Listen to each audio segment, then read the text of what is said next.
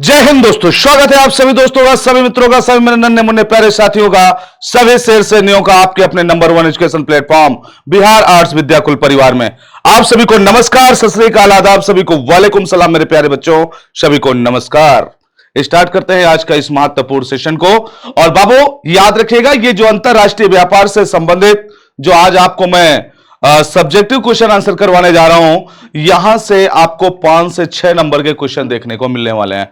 तो मेरे प्यारे बाबू, एक भी क्वेश्चन को आप लोग स्किप नहीं करिएगा, आराम से इत्मीनान से देखिएगा। मैं चीजों को समझाते हुए आगे बढ़ूंगा, ठीक है ना। हर एक क्वेश्चन को आगे मैं क्वेश्चन के आंसर को कैसे लिखना है, क्या करना है, ये चीजें मैं समझाते हुए आगे बढ़ूंगा। और तब तक आप लोग एक काम कर दीजिए, एक काम कर सकते हैं ना, क्या आप अपने सारे मित्रों को, अपने रिलेटिव्स को, सबको शेयर कर दो ताकि उनको भी इसका बेनिफिट मिल सके। ओके, तो आप सभी लोग एक बार सेशन को शेयर कर दो और ज्यादा से ज्यादा मित्रों को शेयर करने के बाद आप सभी लोग आए और इसके बाद यहां पर वॉच करना शुरू कर दें। ओके, तो एक बार सभी लोग थम्स अप कर दीजिए भाई, सभी लोग थम्स अप कर दीजिए एक बार और स्टार्ट करते हैं इस महत्वपूर्ण सेशन को। ठीक है जी, चलिए स्टार्ट नाउ, बिना किसी देरी के। और अगर कोई मेरे नए मित्र जुड़े हैं तो बिना किसी देरी के मेरे प्यारे साथियों, चैनल को सब्सक्राइब कर लें, बेल आइकन प्रेस कर लीजिएगा। ओके, तो स्टार्ट करते हैं आज इस महत्वपूर्ण सेशन को, जिसमें आपको मैं अंतरराष्ट्रीय व्यापार से संबंधित जो आपका चैप्टर 9 है उससे संबंधित आपको महत्वपूर्ण सब्जेक्टिव क्वेश्चन आंसर्स करवाने वाला हूं। और ये बहुत इंपॉर्टेंट है, यहां से क्वेश्चन आपके एग्जाम में पूछे जाते हैं। देखिएगा, शुरू करते हैं। पहला क्वेश्चन आपके सामने स्क्रीन पे ये रहा। क्या कहता है कि व्यापार से क्या आशय है ना। क्या पूछा गया, कहा गया कि व्यापार से क्या आशय है ना। व्यापार से क्या आशय है और क्या यह दोनों पक्षों के लिए लाभदायक होता है। तो वेरी सिंपल सी बात है भैया मेरे, वस्तुओं और सेवाओं का स्वैच्छिक आदान प्रदान, मतलब इसमें कोई दबाव नहीं है ना। यहां पर दिया गया स्वैच्छिक आदान प्रदान, इसका मतलब व्यापार में कोई भी दबाव नहीं है इसमें कि नहीं आपको यह वस्तु मुझे बेचनी ही पड़ेगी या मैं आपसे यह वस्तु खरीदूंगा ही, ऐसा कोई यहां पर बाउंडेशन नहीं होता। स्वेच्छा होती है कि हम किसी वस्तु को खरीदे अदरवाइज बेचे, है ना। यहां पर किसी का कोई बाउंडेशन नहीं चलता, ना कोई ऐसे रूल होते हैं, कोई ऐसे रूल्स नहीं है कि अगर आप अपनी वस्तु को किसी को नहीं देना चाहते तो कोई जबरदस्ती आपकी वस्तु को ले ले, या तो कोई व्यक्ति अगर कोई वस्तु नहीं लेना चाहता तो यह भी जरूरी नहीं कि आप उसे उस वस्तु को बेचे ही, है ना। तो याद रखें, इसीलिए यहां पर दिया गया स्वैच्छिक आदान प्रदान को व्यापार कहते हैं।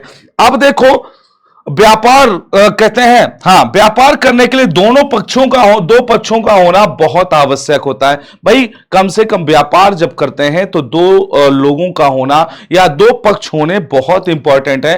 केवल एक पक्ष कभी व्यापार नहीं कर सकता, यह बात आप समझने का प्रयास करिए। जैसे मान लीजिए कि मैंने कोई वस्तु को खरीदना है, मुझे खरीदना है या मुझे कोई वस्तु को बेचना है, तो मुझे सामने तो कोई ना कोई सेकंड पार्टी चाहिए ना, आगे सामने वाला कोई तो चाहिए ना मुझे, तभी तो उसको मैं किसी वस्तु को बेचूंगा या उससे कोई वस्तु को खरीदूंगा। तो इसीलिए कहा गया दो पक्षों का होना आवश्यक है। एक व्यक्ति बेचता है तो दूसरा पक्ष उसको क्या करता है, खरीदता है। ठीक है, कुछ स्थानों पर लोगों द्वारा वस्तुओं का विनिमय किया जाता है। अब जैसे अभी असम में जो जनजाति है वहां पर वस्तु विनिमय प्रणाली अभी भी चलती है। वस्तु के बदले वस्तु का आदान प्रदान करना ही वस्तु विनिमय प्रणाली कहलाता है। व्यापार दोनों पक्षों के लिए समान रूप से लाभदायक होता है। अब सर इसको थोड़ा सा समझा दीजिए, और आप तो मैं बाबू इसको समझाने चल रहा हूं। देखिए, अगर व्यापार शब्द आपके सामने आ जाए कि बाबू व्यापार क्या होता है, तो आप इसका मतलब यह समझिएगा कि व्यापार में दो लोग होंगे, है ना। दो लोग होंगे या दो पक्ष होंगे, इसमें दो लोग होंगे या दो पक्ष होंगे। बात क्लियर एकदम, दो पक्ष होंगे। ठीक है, एक पक्ष का काम होगा यहां पर, है ना, यहां पर एक पक्ष का काम होगा, यहां पर एक मिनट,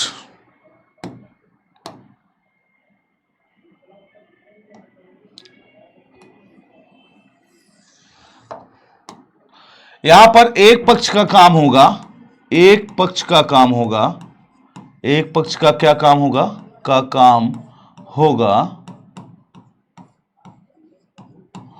होगा वस्तु का बेचना और दूसरे का काम होगा दूसरे पक्ष का काम होगा वस्तु को खरीदना। ठीक है, एक पक्ष क्या करेगा, वस्तु को बेचेगा, दूसरा खरीदेगा। कई जगहों पर ऐसा भी होता है कि वस्तु विनिमय प्रणाली की व्यवस्था चलती है। वस्तु विनिमय प्रणाली बाबू मेरे, ये जो वस्तु विनिमय प्रणाली है, ये सिस्टम जो चलता है, इसमें क्या होता है, वस्तु के बदले वस्तु दिया जाता है। सपोज करिए मेरे पास गेहूं है, मैंने कहा मेरे पास क्या है, गेहूं है, मुझे चावल की जरूरत है ना। ये मान लीजिए ए है और ये बी है, इसके पास चावल है। ठीक है, ध्यान से समझना, है ना। अब इसके पास गेहूं है, उसके पास चावल है। इसको क्या चाहिए, चावल चाहिए, और इसको क्या चाहिए, गेहूं चाहिए। हाँ, तो क्या करते हैं, जैसे गांव में भी अभी आप लोगों ने देखा होगा कि वस्तु के बदले लोग वस्तु दे देते हैं, जैसे कि बहुत सारे जगहों पर ये सारी चीजें देखने को मिलती हैं। अब देखो, जैसे गेहूं हमारे पास है, तो हमने क्या किया मेरे बच्चे, हमने गेहूं इसको दे दिया। ठीक है, अब जब इसको हमने गेहूं दे दिया, तो गेहूं के बदले इसने हमको क्या दे दिया, गेहूं के बदले मेरे प्यारे बच्चों ये हमको दे दिया चावल। क्या दे दिया जी, गेहूं के बदले ये हमको चावल दे दिया। इसी को हम वस्तु विनिमय प्रणाली कहते हैं। बात समझ में आ गई हो तो एक बार सेशन को शेयर करके लाइक कर दीजिएगा। और इसके बाद देखिए, इसमें प्रॉफिट की बात आ गई, लाभ की बात आ गई। तो मेरे प्यारे बच्चे, लाभ के अगर मामले में बात करें तो दोनों पक्षों को लाभ होता है, बेचने वाले को भी, दोनों पक्षों को लाभ होता है, दोनों पक्षों को लाभ होता है ना, दोनों पक्षों को लाभ होता है। मतलब खरीदने वाले को भी लाभ होगा, और बेचने वाले को भी लाभ होगा। ठीक है, बात क्लियर एकदम। चलिए, शानदार, ये आपका आंसर हो गया। ठीक है बाबू, चलिएगा नेक्स्ट क्वेश्चन पे चलता हूं मैं। क्वेश्चन नंबर नेक्स्ट पे देखिए, आदिम समाज की विनिमय व्यवस्था में किन किन वस्तुओं का विनिमय किया जाता था।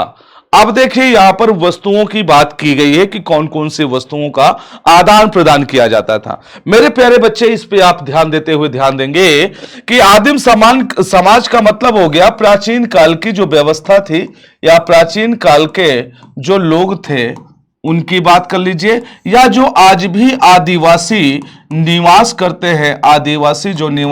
हैं जंगलों में, उनकी बात की जा रही है ना। तो देखिए, आदिम समाज में व्यापार का आरंभिक स्वरूप विनिमय व्यवस्था ही थी। अगर हम वैदिक युग में जाते हैं तो वैदिक युग के समय भी हम वस्तु विनिमय प्रणाली को देखते हैं, या हड़प्पा संस्कृति के टाइम पे भी हम वस्तु विनिमय प्रणाली को देखते हैं।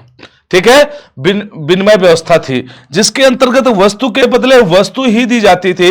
कागजी व धात्विक मुद्रा आने से पूर्व, है ना, जब तक ये मुद्राएं नहीं आई, धात्विक या कागजी मुद्राएं नहीं आई, तब तक चकमक पत्थर, ऑब्सिडियन, काउली सेल, चीते के पंजे, व्हेल के दांत, कुत्ते के दांत, खाल, फर, मवेशी, चावल, पेपरकॉर्न, नमक, छोटे यंत्र, तांबा, चांदी, है ना, स्वर्ण का वस्तु विनिमय व्यवस्था में प्रमुख रूप से किया जाता था। तो ये वेरी सिंपल सी बात है कि अगर आदिम समाज की व्यवस्था की बात किया जाए तो वहां पर रुपया पैसा तो चलता नहीं था कि चलो रुपया पैसा, करेंसी चलती थी तो करेंसी के आधार पर व्यक्ति अपना व्यापार करते रहेंगे। नहीं, वहां करेंसी नहीं चलती थी, वस्तुएं चलती थी। तो वस्तु के बदले वस्तु का आदान प्रदान वहां पर किया जाता था। कुछ वहां पर आपको उदाहरण दिए गए, जैसे कुत्ते के पंजे, व्हेल के दांत, तांबा, चांदी, कुछ छोटे यंत्र, है ना, चीते के पंजे, ऑब्सिडियन, चकमक पत्थर, ये बहुत सारी चीज यहां पर दिए गए। पेपरकॉर्न, चावल के बदले गेहूं मैंने अभी बताया, मवेशी, खाल, दांत, बहुत सारी चीजें, ये वस्तु के बदले वस्तु का आदान प्रदान होता था। सैलरी के बारे में आप क्या समझते हैं? सैलरी किसे कहेंगे आप लोग? सैलरी के बारे में आप क्या समझते हैं? या तो सैलरी क्या है, या वस्तु विनिमय में भुगतान का माध्यम कैसे बना? तो आप सैलरी के बारे में बताइए मुझे।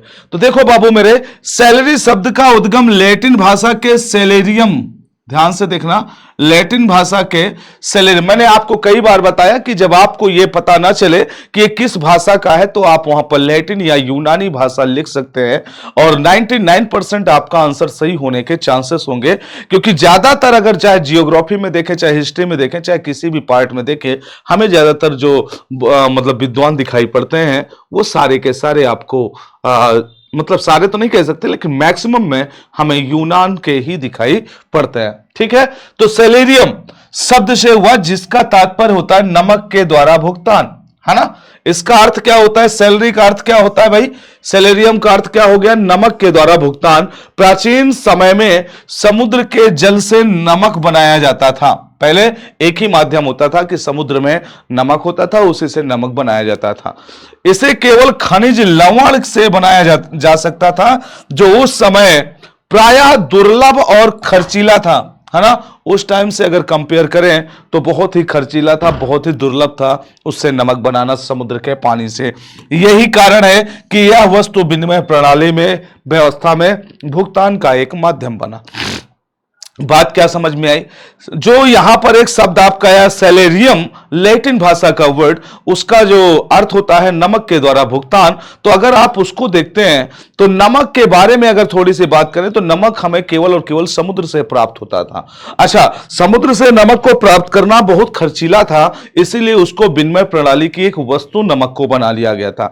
जैसे रुपया, पैसा, डॉलर चाहे जो भी हो, है ना, तो जैसे डॉलर, पाउंड जो भी आप यूज करते हैं, तो उसमें आप देखते हैं कि उसकी एक मैक्सिमम कास्ट होती है। उसी तरह से उस टाइम का जो सबसे महत्वपूर्ण जो आपका वस्तु था वो नमक था, जो कि समुद्र से प्राप्त होता था, और इसको प्राप्त करना बहुत ही खर्चीला होता था, बहुत ही दुर्लभ होता था, इसीलिए इसको वस्तु विनिमय प्रणाली में उपयोग किया जाता था।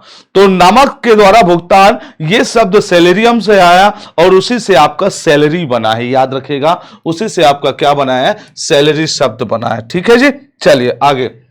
आर्थिक विकास की प्रावस्था को स्पष्ट कीजिए, अथवा आर्थिक विकास की अवस्था अंतरराष्ट्रीय व्यापार का आधार कैसे है? आप देखिएगा, आर्थिक विकास की प्रावस्था वेरी वेरी इंपॉर्टेंट, इसको ध्यान रखिएगा ये वाली बात को, है ना, कि किसी देश की आर्थिक विकास की अवस्था से उस देश के व्यापार की वस्तुओं का प्रकार अर्थात व्यापार की गई वस्तुओं का स्वभाव परिवर्तित हो जाता है। इसीलिए आर्थिक विकास की अवस्था बहुत जरूरी। जैसे किसी कृषि प्रधान देशों में विनिर्माण वस्तुओं के लिए कृषि उत्पादों का विनिमय किया जाता हो, उसको एक्सचेंज किया जाता हो, जबकि विश्व के औद्योगिक दृष्टि से संपन्न राष्ट्र मशीनरी व निर्मित माल का निर्यात करते हैं तथा कच्चे माल तथा खाद्यान्नों का आयात करते हैं। मेरा कहने का सीधा सा सेंस यहां पर यह है कि आर्थिक विकास की व्यवस्था को आप कैसे स्पष्ट कर सकते हैं? अगर आपके यहां एग्रीकल्चर पर ज्यादा डिपेंडेंसी है तो जाहिर सी बात है कि कच्चे माल का उत्पादन आप ज्यादा करते हैं। ठीक है, और जब कच्चे माल का उत्पादन आप करेंगे तो निश्चित रूप से उसका विश्व मार्केट पर उसकी पहुंच होगी और वहां पर उसकी मांग होगी। अब वहां पर आप कच्चे माल को देते हैं तो जहां पर इंडस्ट्रियलाइजेशन, जहां पर औद्योगिकरण हो चुका है, तो वो लोग क्या करेंगे? उन वस्तुओं को खरीद करके उन्हें विनिर्मित करते हैं, और विनिर्मित कर करके उसको क्या करते हैं? मार्केट में पहुंचाते हैं। और देखिए, कच्चे माल तथा खाद्यान्नों को वो आयात करेंगे, और जो निर्मित वस्तुएं होती हैं उसकी वो क्या करेंगे? निर्यात करेंगे। जैसे इंग्लैंड में मान लीजिए औद्योगिकरण हो गया, या जैसे जापान है, या तो इंग्लैंड है, या तो विभिन्न देशों की बात करें हम, जो भी विकसित राष्ट्र हैं उनके यहां अच्छा खासा औद्योगिकरण है, तो वो लोग क्या करते हैं? कच्चे माल को प्राप्त कर करके उसको विनिर्मित करके उससे नई वस्तुओं का फॉर्मेशन करते हैं, और उन वस्तुओं को वो विश्व के विभिन्न मार्केट में पहुंचाते हैं। खासकर जो विकासशील देश हैं उनके मार्केटों में पहुंचाने का प्रयास करते हैं, क्योंकि उनके यहां से कच्चा माल तो उपलब्ध हो जाता है, लेकिन उनके यहां विनिर्माण की कमी है अभी, तो वहां पर उनको अच्छा मार्केट मिल जाता है और वहां पर जाकर के अपनी वस्तुओं को बेचते हैं। अच्छा, वो वस्तु बनी कहां से?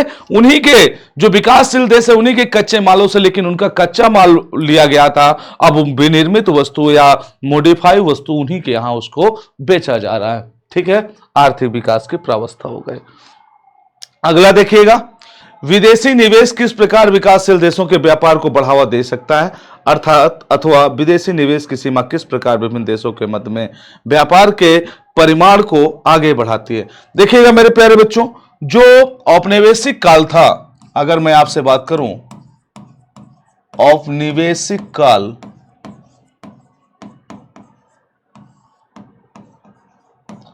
जो औपनिवेशिक काल था, अगर मैं औपनिवेशिक काल की आपसे चर्चा करूं थोड़ा सा, है ना, समझना इसको। अगर औपनिवेशिक काल में, तो ब्रिटिशर्स के द्वारा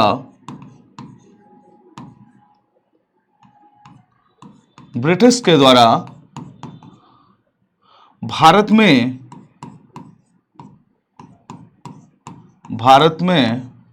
निवेश किया गया, लेकिन निवेश वो कहां पर करेंगे, जहां पर इनको प्रॉफिट होगा, जहां इनको लाभ होगा, ये निवेश वहीं पर करेंगे। ठीक है ना।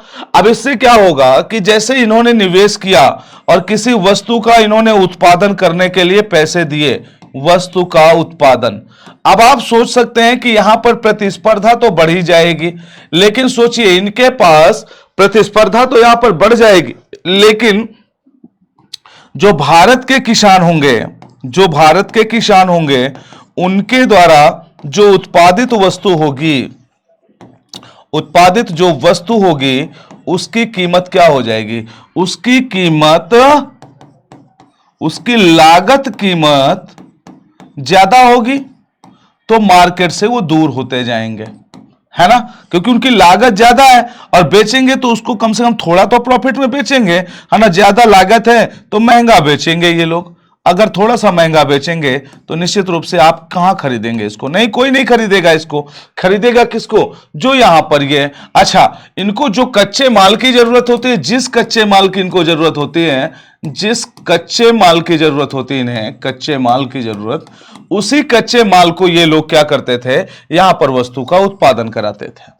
ठीक है, तो इससे समस्याएं भी आएंगी, ऐसा कोई बात नहीं। यहां पर आप देखिएगा कि जिन विकासशील देशों के पास खनन प्रबंधन द्वारा तेल खनन, भारी अभियांत्रिकी एवं बागवानी कृषि के विकास के लिए आवश्यक पूंजी की कमी होती है, तो ऐसे देशों में विदेशी निवेश व्यापार को बढ़ावा दे सकता है। विकास, अब देखो उनको फायदा होगा, यहां पर खनन में लगाएंगे तो फायदा, तेल खनन में लगाएंगे तो फायदा, भारी अभियांत्रिकी में लगाएंगे तो फायदा, बेनिफिट ही बेनिफिट है, और अगर बागवानी में लगाएंगे तो भी फायदा, है ना। और किसको कहां पर लगाएंगे, विकासशील देशों। तो विकासशील देशों में क्या होगा, आगे देखिए, विकासशील देशों में क्या होगा, ऐसे पूंजी प्रधान उद्योगों के विकास द्वारा औद्योगिक राष्ट्र उत्पादों के लिए बाजार निर्मित करते हैं, नए नए बाजार आएंगे। यह संपूर्ण प्रक्रिया देशों के मध्य में व्यापार के परिमाण को आगे बढ़ाती है। लेकिन इसका दुष्परिणाम क्या है कि वही हाल कि अमीर और अमीर होता जाएगा।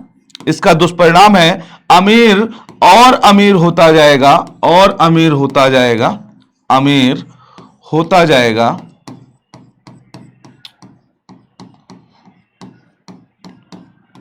है ना, और गरीब होता जाएगा, गरीब और गरीब होता जाएगा। क्योंकि अगर जो विदेशी पूंजी लगेगी तो अपने प्रॉफिट के लिए लगाएंगे, इतना याद रखना, गरीब और गरीब होता जाएगा।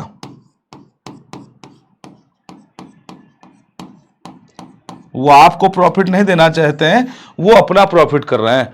ठीक है, तो अमीर और अमीर होता जाएगा, गरीब और गरीब होता जाएगा। तो जो विकासशील देश है वो आगे कहां बढ़ रहा है, उसको केवल प्रतिस्पर्धा का सामना करना पड़ रहा है, क्योंकि वहां का जो प्रॉफिट है वो जो विकसित राष्ट्र है वो ले जा रहा है। तो यहां पर कहीं ना कहीं जो विकासशील देश है वो और अदर में जाएगा, कंपटीशन तो बढ़ जाएगा वहां पर, लेकिन उसका दुष्परिणाम ये निकलेगा। ठीक है, आगे बढ़ते हैं भाई, आगे बढ़े, आगे देखिए क्वेश्चन नंबर नेक्स्ट। व्यापार का परिमाण अंतरराष्ट्रीय व्यापार का महत्वपूर्ण पक्ष क्यों है।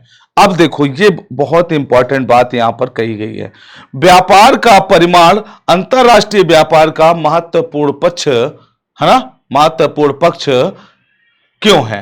तो अब देखिए व्यापार का परिमाण, व्यापार की गई वस्तुओं का वास्तविक भार व्यापार का परिमाण या मात्रा कहलाता है। हाँ ठीक है भाई, यहां तक समझ गए। किंतु वस्तुओं की मात्रा कभी वस्तुओं का मूल्य या सूचक नहीं हो सकती। भाई अगर वस्तु की जो मात्रा है उससे हम उसका मूल्य का मतलब निर्धारण नहीं कर सकते।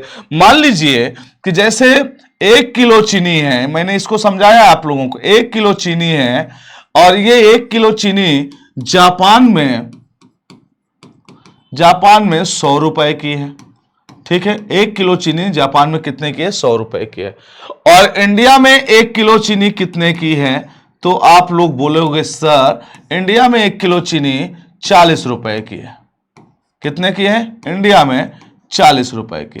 अब बताओ इसकी जो क्वांटिटी है मेरे बच्चे ये वाली है ना, वो तो समान है ना, वस्तु की मात्रा तो समान है, लेकिन क्या उसका मूल्य समान है? नहीं, मूल्य वेरी कर रहा है। इसीलिए कहा जाता है कि वस्तु की मात्रा कभी भी वस्तु का मूल्य या सूचक नहीं हो सकती, वो घटता बढ़ता रहता है, हर जगह ये अलग अलग होता है।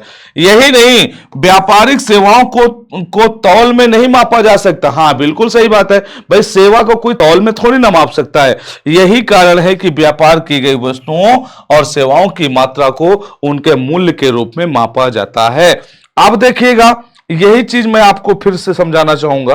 आप लोग यहां पर देख सकते हैं, जैसे मान लिया मैंने वस्तु हो गई और ये क्या हो गया? सेवा हो गया। गौर करना इस पर, ठीक है। वस्तु हो गई, मैंने अभी आपको बताया, जैसे चीनी की बात की है, चीनी ले लिया मैंने, ठीक है, चीनी वस्तु ले लिया। सेवा में मैं कोई एक सिविल इंजीनियर को ले लिया, मैंने एक सिविल इंजीनियर ले लिया, ठीक है, सिविल इंजीनियर ले लिया। अब ये चीनी को हम कितने जगह पर डिस्ट्रीब्यूट कर दिए? 5 राष्ट्रों में इसको डिस्ट्रीब्यूट कर दिया।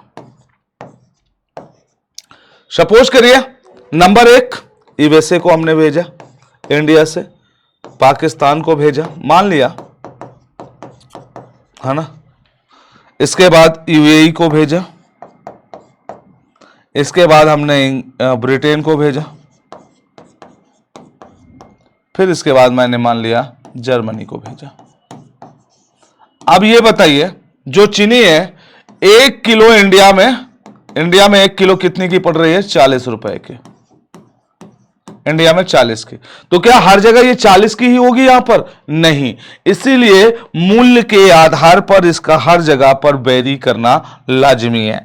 अब जैसे सिविल इंजीनियर की बात किया और ये 5 राष्ट्रों में इंजीनियर इंडिया से गए, ठीक है, 5 राष्ट्रों में ये गए, तो इनकी सेवाओं को तौला नहीं जा सकता, इनको मापा नहीं जा सकता, इस तरह से मूल्य होगा। अब जैसे यूएसए गया कोई, स्विट्जरलैंड गया,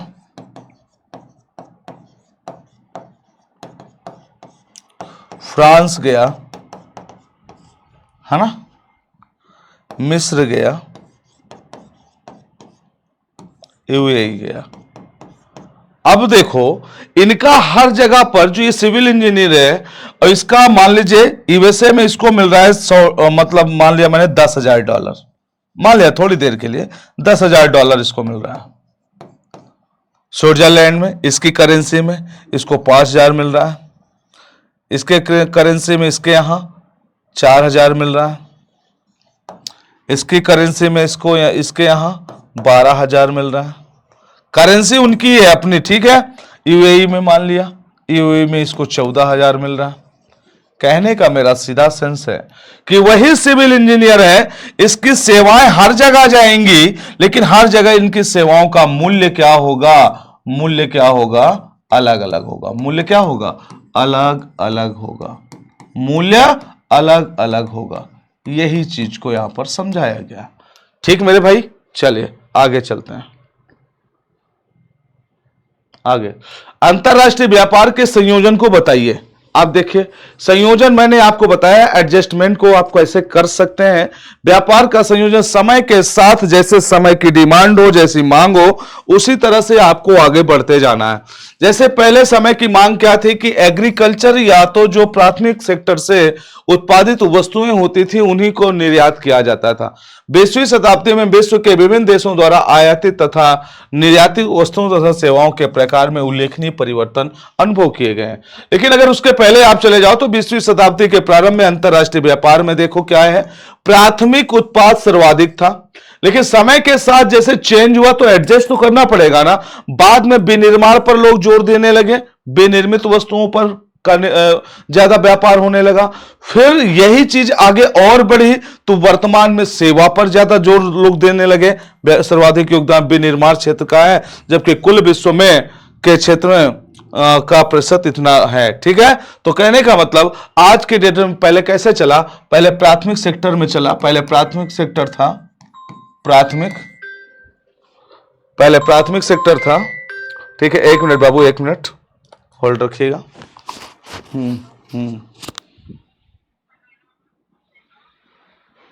दो मन ठीक, 2 मन था ना। ठीक, चलिए तो आगे देखते हैं कि प्राथमिक उत्पाद सर्वाधिक महत्वपूर्ण थे। बाद में क्या हुआ, विनिर्मित वस्तुएं आ गई। फिर उसके बाद क्या आ गया, आपका सेवा क्षेत्र आ गया। इस तरीके से आप पाएंगे कि यहां पर क्या हुआ कि बहुत सारे जो आपके सेक्टर हैं। हाँ, मैंने क्या बताया था, प्राथमिक उत्पाद का पहले यहां पर वर्चस्व था, फिर इसके बाद विनिर्माण का हुआ, विनिर्माण का, फिर इसके बाद क्या हुआ, सेवा का हुआ। ठीक है जी, फिर क्या हुआ, सेवा का हुआ। इस तरह से ये समय के साथ अपने आप को एडजस्ट करता गया। अब सर इतना हमको नहीं याद होगा, मत याद करिए, इतना याद करिए कि समय के साथ संयोजन करना।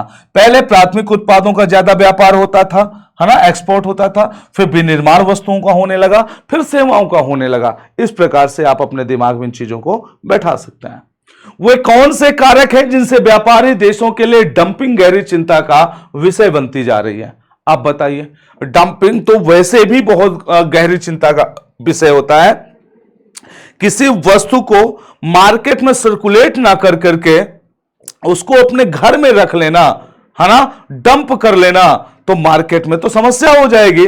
जैसे अभी हमने देखा हमारे प्रधानमंत्री जी हैं, इनके द्वारा 2017 में नोटबंदी की गई। नोटबंदी का कुछ उद्देश्य रहा होगा ना। उसका क्या उद्देश्य था नोटबंदी का? हाँ, कि लोगों के द्वारा घरों में पैसे को डंप कर लिया गया था और जिससे कि मार्केट में मनी सर्कुलेट नहीं हो पा रहे थे, तो वो प्रॉब्लम क्रिएट कर रहे थे। तो इसी तरह चाहे पैसा हो चाहे कोई वस्तु हो, अगर उसको आप ज्यादा डंप करते हैं तो उससे वहां पर प्रॉब्लम क्रिएट होती है। मुक्त व्यापार के चलते कुछ व्यापारी देश जब सस्ते मूल्य की वस्तुओं को अपने देश में डंप कर लेते हैं, अपने पास स्टोर कर लेते हैं सस्ते मूल्य के, फिर बाद में क्या करेंगे, उन्हीं को ज्यादा मूल्य में बेचते हैं, है ना। उत्पादित अपेक्षा अधिक मूल्य वाली उन्हीं वस्तुओं को देश में मांग समाप्त हो जाती है, जिसके कारण घरेलू उत्पादकों को भारी आर्थिक हानि का सामना करना पड़ता है। इसी कारण डंपिंग व्यापारिक देशों के लिए गहरी चिंता है। भाई वस्तु को रोकिए मत, वस्तु को सर्कुलेट होने दीजिए, है ना, उससे क्या होगा, सबका विकास हो पाएगा। और आप सोच रहे हैं कि जैसे मान लीजिए कि अभी मान लो टमाटर है मार्केट में 100 रुपए किलो है। टमाटर कितना है, 100 रुपए किलो है। इसका मतलब कहीं ना कहीं इसका डंपिंग किया गया है, नो डाउट अबाउट इट, ये डंपिंग हुआ है इसका, इसमें कोई दो राय नहीं है।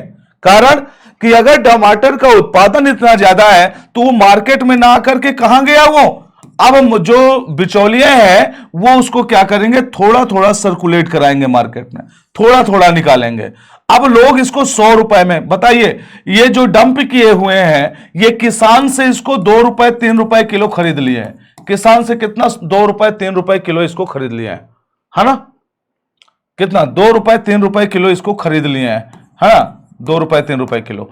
अब जब 2 रुपए 3 रुपए किलो किसान से इन्होंने खरीदा, कितना, 2 रुपए या 3 रुपए में इसको किसान से खरीद लिया और इसको डंप कर लिया। अब जब मार्केट में टमाटर नहीं बचा तो अब टमाटर 100 रुपए का बिकने लगा, तो अभी धीरे धीरे इसको मार्केट की तरफ निकालेंगे। 2-3 रुपए का कमा करके बिना किसी मेहनत के अब ये 100 रुपए इसमें से ले रहे हैं। तो ये हमारे लिए क्या होता है, बहुत नुकसानदायक होता है किसी वस्तु का डंपिंग। ठीक है जी, चलिए। विश्व व्यापार संगठन की स्थापना किस उद्देश्य से कब की गई थी। अब आपको पता है कि WTO है ना, WTO की बात करने से पहले, WTO की अगर हम बात करें उससे पहले हमें GATT की बात करनी होती है, गैट की। इसकी स्थापना 1948 में हुआ, ठीक है, और ये 1995 में आया। बात आप यहां पर समझने का प्रयास करना, जब सेकेंड वर्ल्ड वॉर हो रहा था या समाप्त हुआ, सेकेंड वर्ल्ड वॉर जब समाप्त हो गया, समाप्त हुआ कब? 1945 में। तब इसके बाद, इसके समापन के बाद यूएनओ की स्थापना की गई, जो एक मध्यस्थ संस्था होगी, मध्यस्थ संस्था होगी, समझे ना। हाँ, इसका 1945 में इसको स्थापित किया गया। फिर इसके बाद विश्व व्यापार की देखरेख के लिए, ग्लोबलाइजेशन को बढ़ावा देने के लिए गेट की स्थापना की गई 1948 में।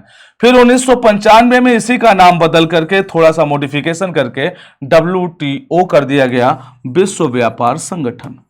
क्या? विश्व व्यापार संगठन। समझ गए भाई? ये बात है, बात क्लियर एकदम। चलिए, शानदार, जबरदस्त, जिंदाबाद।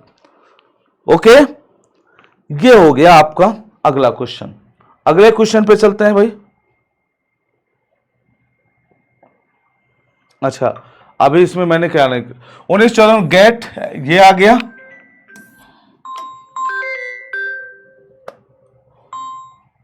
गेट आ गया, इसको ध्यान दीजिएगा आप लोग, ठीक। इसके बाद 1995 में गेट की जगह पर कौन आ गया?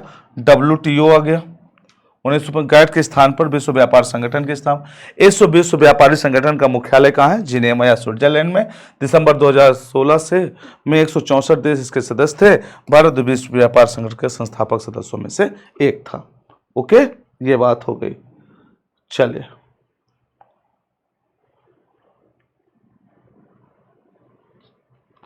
और देखिए अगला क्वेश्चन, विश्व व्यापार संगठन के कार्यों का उल्लेख कीजिए। अब इनके कार्यों का आप उल्लेख करिए। कैसे? यह समूह सभी सदस्य देशों के बीच आपसी विवादों का निपटारा करता है। बिल्कुल, मैंने क्या कहा, एक मध्यस्थ हो गया ताकि सभी का विवाद निपट जाए। यह सभी सदस्यों के बीच व्यापार संबंधी नियमों का निर्धारण करता है, व्यापार की देखरेख करता है WTO। यह समूह व्यापारिक क्रियाओं को वैश्विक स्तर पर आधार प्रदान करता है। यह भी बहुत इंपॉर्टेंट है, क्योंकि इसका एक उद्देश्य है क्या? ग्लोबलाइजेशन। क्या उद्देश्य है इसका? ग्लोबलाइजेशन का उद्देश्य है वैश्वीकरण का, इसका एक उद्देश्य है वैश्वीकरण का उद्देश्य है। ठीक है मेरे बच्चे, याद रखना, किसका उद्देश्य है? वैश्वीकरण का इसका उद्देश्य है, ताकि किसी भी देश के बीच कोई भी किसी तरह का विवाद ना हो सके। ओके, आगे देखिए, प्रादेशिक व्यापार समूहों का क्या उद्देश्य है? जिनका कल्चर एक तरह का हो, जिनका एनवायरमेंट एक तरह का हो, जिसका भौगोलिक स्थिति एक तरह का हो, जिसका उत्पादन एक तरह का हो, भौगोलिक, भाई कहने का मतलब क्लाइमेटिक कंडीशन एक तरह की हो, ऐसे देशों का एक समूह होता है, उसी को हम प्रादेशिक समूह कहते हैं मेरे बच्चों। जिसमें आप सार्क को पढ़ते हैं, जिसमें आप बहुत सारे देशों को पढ़ते हैं, जिसमें आप लोग किसको पढ़ते हैं? नाफ्टा पढ़ते हैं, नाफ्टा पढ़ते हैं आप लोग, साफ्टा पढ़ते हैं, साफ्टा पढ़ते हैं, आसियान पढ़ते हैं, आसियान पढ़ते हैं, है ना, या तो आप ब्रिक्स पढ़ते हैं, ब्रिक्स पढ़ते हैं, है कि नहीं? तो ये सब क्या है? ये सब क्या है? ये सब कहीं ना कहीं आपके क्या है? ओपेक को पढ़ते हैं, ओपेक पढ़ते हैं। ये सब आपके क्या है? प्रादेशिक समूह है। ठीक है, आराम से इसको कर सकते हैं आप, कोई दिक्कत नहीं होनी चाहिए, आराम से इसको कर सकते हैं। 120 प्रादेशिक व्यापार समूह कार्य कर रहे हैं वर्तमान में, 52% व्यापार को संपादित करते हैं। ठीक है जी, बहुत शानदार। आगे देखिए, व्यापारिक समूहों के निर्माण द्वारा राष्ट्रों को क्या लाभ प्राप्त होता है? अगर हम व्यापारिक समूह की बात करें जो इनको स्थापित किया गया है, तो इससे व्यापार को क्या लाभ होता है? तो व्यापारिक समूह के निर्माण द्वारा व्यापार की जो मदे होती है, भौगोलिक समीपता होती है, समरूपता होती है, एक दूसरे से मेल जोल अच्छा होता है, एक दूसरे के क्लाइमेट को जानते होते हैं, तो विभिन्न देशों के मध्य व्यापार बढ़ाने तथा व्यापार पर प्रतिबंध हटाने में सहायता मिलती है। इसके अलावा जो सदस्य राष्ट्र होते हैं हमारे, जो हमारे सदस्य राष्ट्र हैं, उनका व्यापार शुल्क मुक्त होता है, मतलब इनको कोई भी टैक्स नहीं लगता, इनको टैक्स फ्री होता है, क्या होता है जी, टैक्स फ्री होता है। इनके बीच का जो व्यापार होता है, प्रादेशिक समूहों के बीच का जो व्यापार होता है वो टैक्स फ्री होता है, और मुक्त व्यापार को प्रोत्साहन प्राप्त होकर के देश को अधिक व्यापारिक लाभ प्राप्त होता है। बेहद सिंपल सी बात है, याद इतना ही याद रखना। ठीक है जी, चलिए अब इसको देख लो, एक और क्वेश्चन देखो। लैटिन अमेरिकन इंटीग्रेशन एसोसिएशन के बारे में आप क्या जानते हैं? तो लैटिन अमेरिका इंटीग्रेशन एसोसिएशन ये एक समूह है ना, लीला। इस व्यापारिक समूह में 10 देश लैटिन अमेरिकी राष्ट्र हैं। इनको सबको याद रखना है दिमाग में। Argentina, Bolivia, Brazil. दक्षिण अमेरिका के देश हैं कोलंबिया, इक्वाडोर, मैक्सिको इसमें जुड़ा है उत्तरी अमेरिका से। पराग्वे, पेरू, उरुग्वे तथा वेनेजुएला सम्मिलित है। मतलब कह सकते हैं सारे दक्षिण अमेरिका के देश हैं। इसका मुख्यालय उरुग्वे देश के मांटेवीडियो नगर में है। ध्यान रखना इसको, कहां इसका मुख्यालय? मांटेवीडियो नगर में। इस व्यापार समूह की स्थापना 1960 में हुई। आपको मैं बता दूं जानकारी के लिए, 10 देशों में से एक मैक्सिको उत्तरी अमेरिका का है, नॉर्थ अमेरिका का एक हो गया मैक्सिको आपका। इसके अलावा सारे के सारे देश आपके दक्षिण अमेरिका के हैं, जिनमें आप देखेंगे अर्जेंटीना हो गया, Bolivia, Brazil, Colombia, Ecuador, Paraguay, Peru, Uruguay तथा वेनेजुएला शामिल हैं। ये तो 9 हो गए, 10वां आपका मैक्सिको हो गया। इसका मुख्यालय आपको उरुग्वे देश के मांटेवीडियो में मिलेगा, जो 1960 में इसकी स्थापना की गई थी। ठीक है जी, चलिए बहुत शानदार। और नाफ्टा के बारे में जान लें। North American free trade association नामक प्रादेशिक व्यापार, ये आपका यूएसए और कनाडा के बीच है। बस खत्म कहानी। कोई भी वस्तु का आदान प्रदान आसानी से होता है, टैक्स फ्री होता है। यही चीज यहां पर दिया गया। स्वच्छंद संयुक्त राज्य अमेरिका कनाडा के स्वच्छंद व्यापार संधि के रूप में जाना जाता है। देख रहे हैं, बस जो नाफ्टा है वो यूएसए और कनाडा का व्यापारिक समूह है। बात क्लियर एकदम। चलिए ओपेक के बारे में आप जान लीजिए। ओपेक पर संक्षिप्त टिप्पणी लिखिए, इसको देख लीजिएगा। ओपेक तेल निर्यातक राष्ट्रों के संगठन को ओपेक के नाम से जाना जाता है। ठीक है जी। सन 1949 में स्थापित तेल निर्यातक, इसका मुख्यालय कहां है? ऑस्ट्रिया का वियना है। याद रखना, कहां? वियना, ऑस्ट्रिया की राजधानी है ऑस्ट्रिया की, वहां पर इसका मुख्यालय है वियना। ठीक है, ओपेक का। और देखिए ओपेक के नाम से जाना जाता है। सन 1949 स्थापित तेल निर्यातक राष्ट्रों, ये सभी तेल निर्यातक राष्ट्रों का एक संगठन है, जिसमें आप देखेंगे कि Algeria, Indonesia, Iran, Iraq, Kuwait, Libya, Nigeria, Qatar, Saudi Arab, है ना, संयुक्त अरब अमीरात तथा वेनेजुएला शामिल हैं। अब आप इसमें देखेंगे अल्जीरिया और इसके बाद लीबिया और नाइजीरिया, ये अफ्रीका महाद्वीप से हैं। और Iran, Iraq, Kuwait, Qatar, Saudi Arab और यूएई, ये आपके कहां से पड़ते हैं? ये पश्चिमी एशिया से पड़ते हैं। दक्षिण एशिया से इंडोनेशिया पड़ेगा और दक्षिण अमेरिका से आपको वेनेजुएला देखने को मिलेगा। ये पूरे राज्यों का एक एकीकरण समूह है। इसी समूह को हम, इसी संगठन को ओपेक कहते हैं। ठीक है बाबू, तो ये हो गए आपके महत्वपूर्ण क्वेश्चन। आपको ये सेशन कैसा लगा आप लोग जरूर कमेंट करके बताइएगा बाबू। बहुत शानदार मैंने आपको तरीके से इसको समझाया, और अगर कहीं पर आपको कोई डाउट हो तो आप लोग जरूर बताइएगा। और आपके लिए एक क्वेश्चन है आपके लिए कि शाप्टा, एक क्वेश्चन है, आप लोग मुझे बताइएगा इसका जवाब कमेंट बॉक्स में। शाप्टा देशों के अंतर्गत कौन कौन से देश आते हैं? कौन कौन से देश आते हैं? ठीक है बाबू, तो ये क्वेश्चन का आप लोग जवाब देंगे मुझे कमेंट बॉक्स के अंदर, और मैं इसको जरूर चेक करूंगा, देखूंगा। Okay, thank you very much. आज के लिए इतना है, फिर मिलूंगा नेक्स्ट क्लास में आपको बेहतरीन किसी टॉपिक को लेकर के। ओके, आप सभी लोग सेशन को शेयर कर देंगे, ज्यादा से ज्यादा मित्रों को शेयर करते हुए चैनल को लाइक कर देना, सब्सक्राइब कर लेना जिन्होंने नहीं किया है, और फिर मिलूंगा नेक्स्ट क्लास में धमाकेदार क्लास के साथ। Okay, thank you very much. जय हिंद, जय भारत, बाय बाय।